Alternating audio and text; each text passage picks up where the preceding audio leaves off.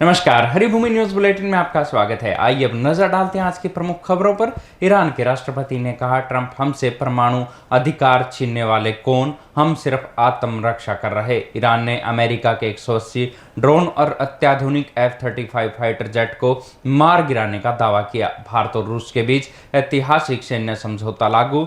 3000 सैनिक और युद्धपोत एक दूसरे के बेस पर कर गए हैं तैनात। तमिलनाडु में पटाखा फैक्ट्री में भीषण ब्लास्ट, 16 मजदूरों की मौत, मलबे में दबे कई लोग, चारों ओर पसरा मातम। पहलगाम नरसंहार की पहली बरसी पर कश्मीर में सुरक्षा के कड़े इंतजाम, पर्यटकों की सुरक्षा के लिए जारी हुआ QR कोड। अब खबरें विस्तार से। ईरान और अमेरिका के बीच परमाणु कार्यक्रम को लेकर तनाव एक बार फिर से चरम पर पहुंच गया है। ईरानी राष्ट्रपति मसूद पेजेश्कियान ने अमेरिकी राष्ट्रपति डोनाल्ड ट्रंप को कड़ा संदेश देते हुए उनके बयानों को अंतर्राष्ट्रीय मर्यादाओं के खिलाफ बताया है। राष्ट्रपति पेजेश्कियान ने रविवार को दो टूक कहा कि ट्रंप को ईरान के परमाणु अधिकारों में हस्तक्षेप करने या उन्हें रोकने का कोई नैतिक और कानूनी अधिकार नहीं है। उन्होंने सवाल उठाया कि किस आधार पर और किस जुर्म में ईरान को उसके अधिकारों से वंचित करने की कोशिश की जा रही है। ये जुबानी जंग ऐसे समय तेज हुई है जब सीज फायर की समय सीमा समाप्त होने के करीब है और होर्मुज स्ट्रेट के नियंत्रण को लेकर गतिरोध बना हुआ है। पेजेश्कियान ने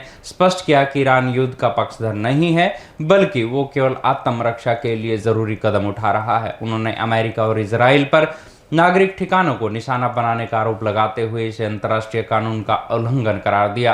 वहीं ईरानी संसद के स्पीकर ने भी चेतावनी दी कि अमेरिका पर भरोसा करना जोखिम भरा हो सकता है और क्षेत्र में हालात कभी भी बेकाबू हो सकते हैं। ईरान और अमेरिका के बीच जारी सैन्य और कूटनीति तनातनी अब एक नए मोड़ पर पहुंच गई है। ईरानी संसद के स्पीकर मोहम्मद बागेर गलीबाग ने रविवार को दावा किया कि ईरान की सेनाओं ने न केवल 180 ड्रोनों को नष्ट किया है, बल्कि अमेरिका के सबसे अत्याधुनिक F-35 फाइटर जेट को भी निशाना बनाया है। ईरानी नेतृत्व के अनुसार ये कोई इत्तेफाक नहीं, बल्कि उसकी उन्नत रक्षा तकनीक और सुनियोजित रणनीति का परिणाम है, जिसने अमेरिकी वायुसेना की अजेयता के भ्रम को तोड़कर रख दिया है। गलीबाग ने कहा कि अमेरिका धमकियों के बजाय मध्यस्थों के जरिए बातचीत की मेज पर आने को मजबूर हुआ है। उन्होंने राष्ट्रपति डोनाल्ड ट्रंप पर निशाना साधते हुए कहा कि ईरान की रक्षा व्यवस्था को तोड़ने और शासन परिवर्तन की अमेरिकी कोशिशें पूरी तरह से विफल रही है। हालांकि दोनों देशों के बीच पर्दे के पीछे बातचीत जारी है,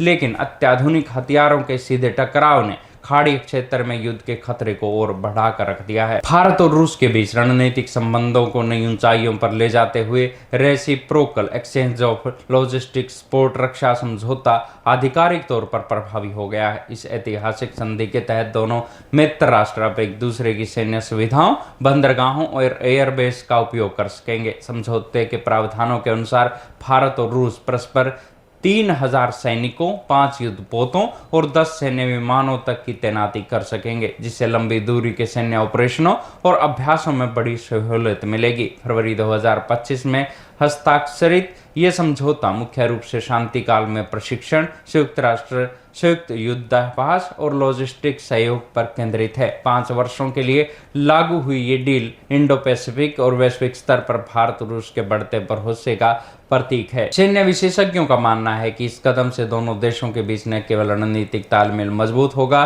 बल्कि चुनौतीपूर्ण क्षेत्रों में भारतीय सेना की पहुंच और परिचालन क्षमता में भी अभूतपूर्व वृद्धि होगी। तमिलनाडु के विरुधनगर जिले में रविवार को एक पटाखा फैक्ट्री में जोरदार धमाके ने 16 मजदूरों की जान ले ली। हादसे के वक्त फैक्ट्री में करीब 30 लोग काम कर रहे थे, जिनमें से 6 गंभीर रूप से झुलस गए हैं और कई अन्य अभी भी मलबे के नीचे दबे होने की आशंका है। हादसे की सूचना मिलते ही दमकल विभाग और पुलिस की टीम मौके पर पहुंच गई और राहत और बचाव कार्य युद्ध स्तर पर शुरू कर दिया। मुख्यमंत्री MK स्टालिन ने इस घटना पर गहरा शोक व्यक्त कर मृतकों के परिजनों के प्रति संवेदना जताई है और मंत्रियों को तुरंत मौके पर पहुंचकर सहायता सुनिश्चित करने के निर्देश दिए हैं। विरुधनगर में पिछले 6 दिनों के भीतर ये दूसरा बड़ा धमाका है, जिसने सुरक्षा मानकों और फैक्ट्रियों में बरती जा रही लापरवाही पर गंभीर सवाल खड़े कर दिए हैं। पिछले साल पहलगाम की बाइसन वैली में हुए भीषण आतंकी हमले की पहली बरसी 22 अप्रैल को देखते हुए कश्मीर में सुरक्षा व्यवस्था बेहद सख्त कर दी गई है।